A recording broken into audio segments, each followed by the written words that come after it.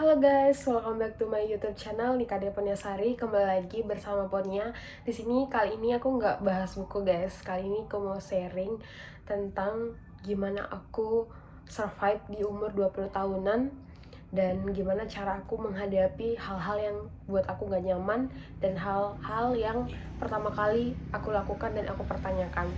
Yang pertama, aku adalah seseorang yang dari kampung, aku dari desa.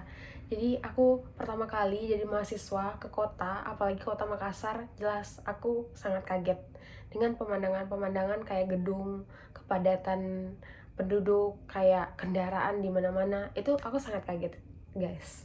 Dan caranya aku ngadepin adalah gimana aku nanamin mindset dalam pikiran aku, tujuan aku kesini untuk kuliah dan menimba ilmu.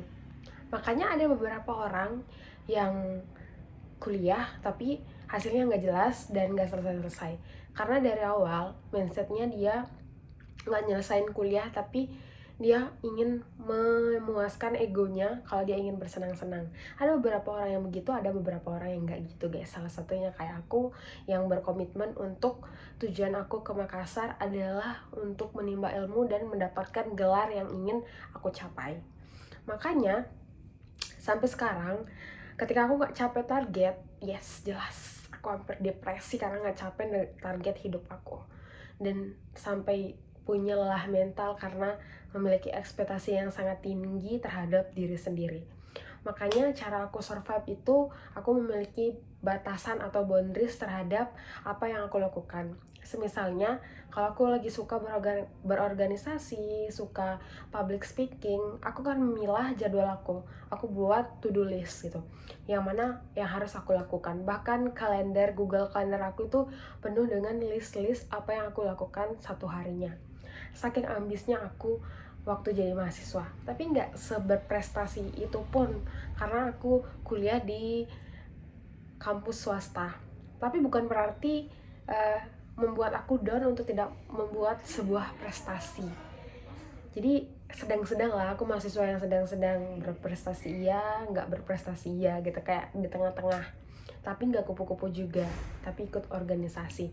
Jadi aku harus punya boundaries dan batasan terhadap diriku biar aku bisa survive ketika umur 20-an, apalagi masa-masa kuliahan yang masih terombang-ambing.